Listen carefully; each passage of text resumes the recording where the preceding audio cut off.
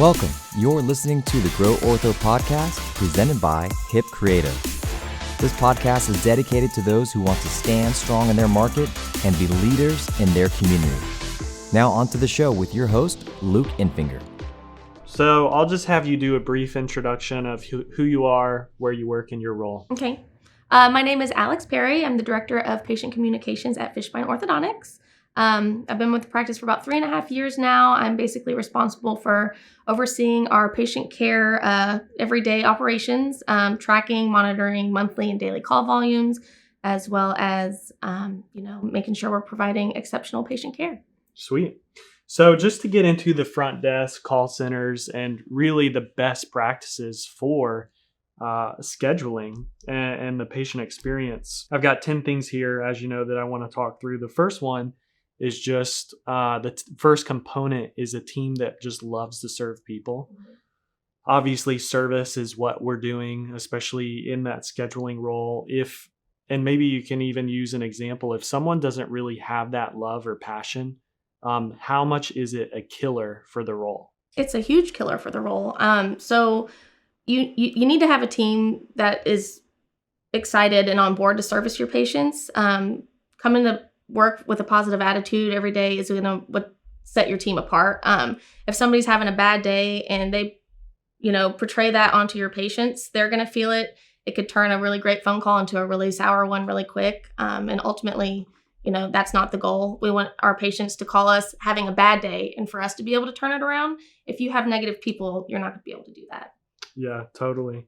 In terms of that kind of bleeding over into teamwork, we use the term, we probably shouldn't say this word, but onboard terrorist. Mm-hmm. Sometimes it's the doctor, sometimes it's a spouse, but it can also be lower roles and just toxicity, culture, moral, tone, communication, and sometimes just being selfish, mm-hmm. trying to manipulate or blame things on other people.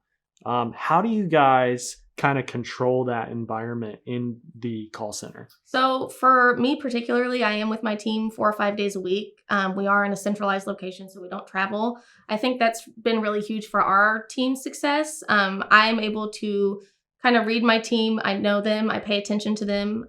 So if somebody's having a bad day or if they seem a little off, I always like to try to pull them aside and be like, hey, everything okay? I noticed maybe you were a little off today. A lot of the times something's going on at home, something else is going on, and it's just a quick reminder like, hey, I'm sorry you're going through this. If you need to take a day, absolutely. But ultimately, we are here to provide an experience for our patients, and that's what we got to stick to. Got it. You mentioned this positive thinking. How do you guys, and it's kind of built into your culture, but how do you guys coach on positive thinking? Obviously, how do you look for that? You did an interview before you came here. How do you identify that in the interview process and make sure that, one, it's ingrained in your culture, but you're also bringing on people who think positively? Mm-hmm. Hiring for personality is number one. You can teach anybody a skill, but you can't teach personality. So what we're looking for is somebody in the interview, they're asking questions, they're smiling, they're laughing, they're giving great examples. They're not shut off, kind of cold, just not really present, because we're already kind of feeling like, okay, you're probably not what we're looking for. And also leading by example. I come in every single day. We all have things going on in life. You got to come in, be excited. I try to get my team pumped up. Hey, how's everybody doing? You guys want a coffee? I want a coffee. Let's get coffees. Just kind of instilling that in my team. So that way I feel like they can spread it to everybody around. Definitely. So I've listened to probably thousands of calls. In the beginning, I used to listen to all of our track calls. Mm-hmm. And we used to actually classify them if people got scheduled, started, etc. So we could track things. It was kind of an old school method. Now we have a much easier way. But one thing I would pick up on that was a huge barrier is not being able to answer questions on services, how things may work, the difference between braces, Invisalign, or a different aligner system. How do you guys train for that? And how do you pick up on it, even if it is happening and someone needs to be retrained or just trained further? How do you guys approach that? So we do have a super detailed manual in our call center, but we do try to train a little bit on every department: financial, insurance, clinical. That way, when a patient calls us, they know that they can get the answer right away. They're not having to be put on hold, transferred to another department. For example, with finances, a lot of people will call. They're not even in treatment with us. How much is it? Unfortunately, we don't have an exact number for you, but what we can tell you is we do offer in-house monthly financing, down payment as low as $300 and $129 a month financing, just so we can let them know, like, this is the budget, like, and so they go, oh, I can afford that. We're not looking at that big scary number. We're trying to make it, anybody can afford this. And we let them know, if you can't do that, we'll get you in. The TC will always come up with something that you can afford. Awesome. Yeah, we've heard things with pricing, like throwing out the big number, and we always try and coach against that. And go back to industries who do it well, like cars. At the end of a car commercial, you never see the big giant number. With a 0.2 APR. Yeah. They break it down, and I don't know if anybody could ever get into a car that low. Maybe the person with the perfect credit. The person who works there. Yeah, what could be. And so we coach the same way, kind of give an average. Right. Because the next practice they call will. Yep. And so if you're not doing it, they'll get it from somewhere else and then just be more apt to go there. Yep. So exactly, because when you get that question, they're probably price shopping around. So we just want to go ahead and give them, this is what we can do. Let's get you in. Complimentary consultation.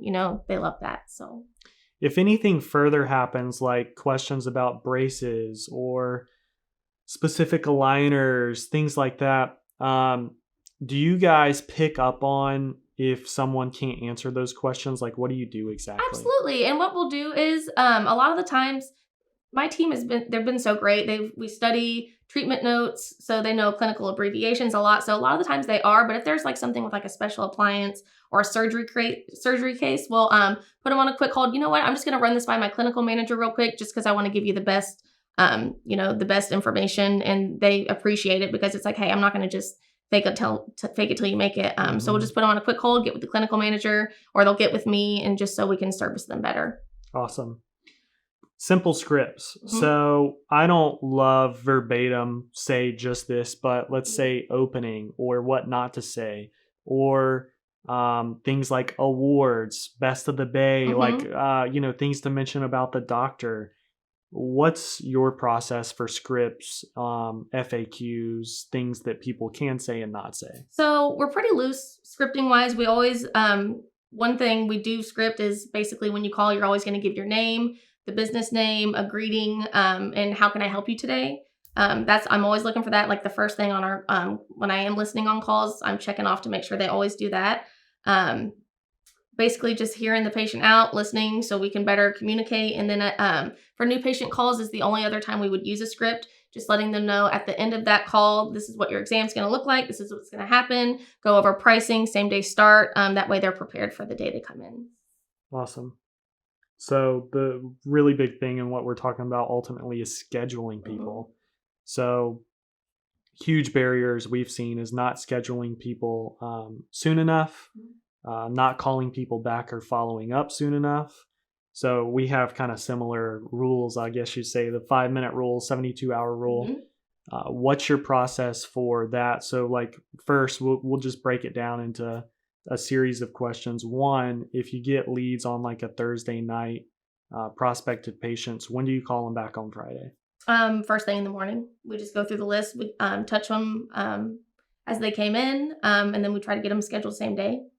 If they can't, we always offer virtual consults as well. Like, especially if they need something later in the evening, let's do a virtual consult. It's not a problem at all. We give them options. That way they know we're willing to work with your schedule. And how is that maintained and tracked? Through Practice Beacon, we utilize for a lot of our online leads. And then I am able to go in and just make sure that they are being touched on. Plus we're secret shopped, which is really nice to make sure my team is staying on top of it. So that's just a really good way for me to monitor and track and make sure we're actually reaching out to them in a timely manner. Perfect. Yeah, I mean, as you know, so many people won't have a process for that. They won't even call people back. And I think it just goes back to the culture. People are trained on that. That's what's expected. That's what is coached on. And that's just huge, because that's what actually gets people in, is that convenience people are looking for. If someone calls and says, let's just say Office X would say, as soon as we can see you in 4 weeks. What's your opinion on that? I think that's bad. I don't think that's very good. What I'd like to say is, what's your schedule like next week? Right. That way they can kind of give me an idea. We're able to move it. We have a lot I let my team know, like, you can work with the schedule, and if you can't find anything, get me. We'll make it work, ultimately. They need a 3 o'clock, we'll put them down at 3 o'clock. It's not a problem. Because we just don't like to say no. We don't say no, we give options, and then we just find the best option that works for them. A lot of people have questions around that because you guys teach on this. We do the 72-hour rule, try and get them scheduled in 72 hours. People always say, Luke, how do you do that? Do you double book? Like, do you see people chair side? Like, there's a lot of ways you can do it. Explain just a little bit deeper around your practices with that and how you guys actually just tie it all together and make it flow. So ultimately, we just make it work. Something we like to say is, what would Dr. Ben do? The answer is he would never say no. So if they need a certain time, we're already overbooked new patients, we put them off to the side. The way our structure is with the new patient schedule is fantastic. You talked to Casey about it, you know all about that. So the way we schedule our exams, there's no reason we can't get them in, get them seen, and get them out the door with braces on.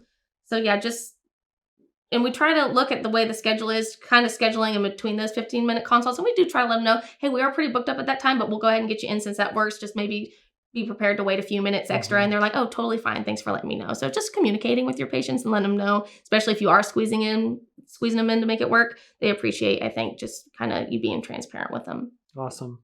And with also scheduling, just to make sure and make it easy for people to start, how do you guys kind of pre-frame? You mentioned pricing, just to kind of throw that out there to go ahead and let them know. So when they do show up, it's like they already kind of know what they're expecting. How do you guys kind of pre-frame that? So at the end of the call, like when we go through all the stuff, get them set up, get them scheduled. So we've got you scheduled for this Wednesday. Your exam's going to consist of complimentary x-rays and photos. You'll get with the treatment coordinator. She'll take your photos to the doctor. We'll come up with a treatment plan. We'll go over pricing with you.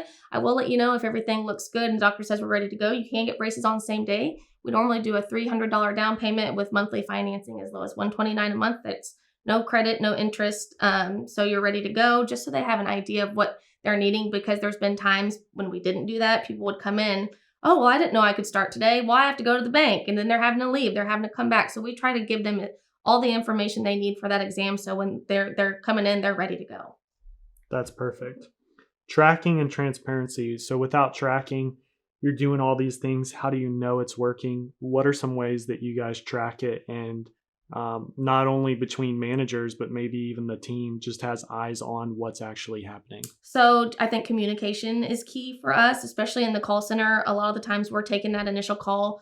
We're the ones that are putting probably more notes in than anybody. So just making sure if something was discussed over the phone, whether it be clinical, financial, treatment wise for the TC, especially in like new patient consults, putting as much information in there as possible for them. So that way our patients know we're communicating. So it's like, oh, I see here that you were concerned about your overbite and the crowding. And they're like, yeah, rather than them having to explain themselves all over again.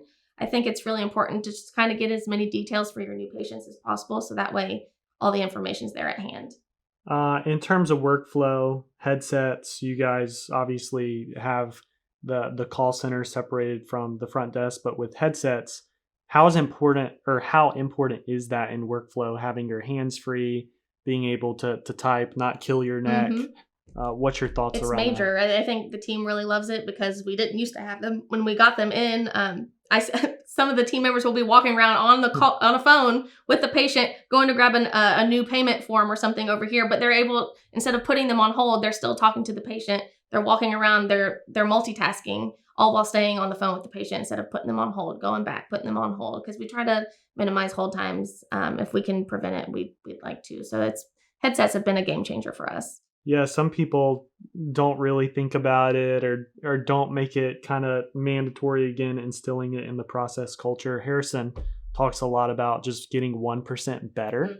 And even if it just makes you 1% better, it's huge, Yeah. So that's cool.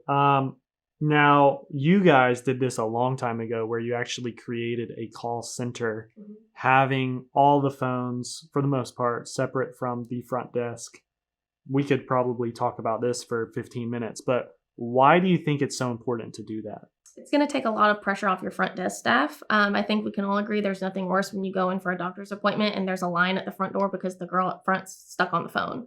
I mean, and she's not trying to be ugly, but it's just like one of those things. It's like, who do you choose? The patient that's here in front of your face, the new patient on the phone. It gets tricky. It gets bogged down. It's not a good look. So really separating that for us made a huge difference in our patient's experience in the office as well as on the phone. Yeah, I mean, I can remember going in very different types of more medical procedure type appointments, and there's frosted glass. Yeah. You may have to tap on the glass. It's just cold. Yeah. It's not warm. It's not inviting. And we don't want that. We want our patients to come in and see everybody. They can see back in the call center. A lot of the time they'll be like, where's the person I talked to on the phone? Then we get to go up and like say hi. And they, tell the team like, you guys are doing a great job. You made my day. Thank you so much. We had somebody send somebody in the call center flowers, a patient, because we went above and beyond and like made her life easier. And it's just really cool.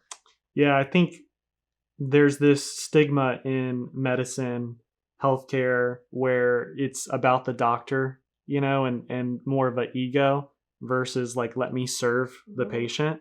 And when you start to really think about service and the patient experience, that just adds so much more value to the practice. It lets patients know that you care. It's about them, not about us. Nope, absolutely. Awesome. Well, thanks so much for taking the time to come in and thanks chat. for having me. Yeah, it was fun. Anything else you want to add? Or if not, how can people get a hold of you if they have any questions? Don't be afraid of change. Don't be afraid of change. You got to change with the times. You got to better yourself. It's definitely a new era, I think, especially in orthodontics. It's service-based, and that's, I think, where you're going to get a lot of your growth from. But yeah, if anybody needs to reach me, they can always reach me at Fishbein Orthodontics, or my email is Alyx, ALYX, @fishortho.com. Awesome. Thank you. Hey, thank you. Thanks for listening. If you'd like to learn more about improving your healthcare marketing, day-to-day operations, and standing strong in your market, send us an email at hello@hipcreativeinc.com.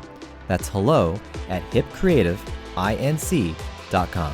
Or jump over to our website at hip.agency.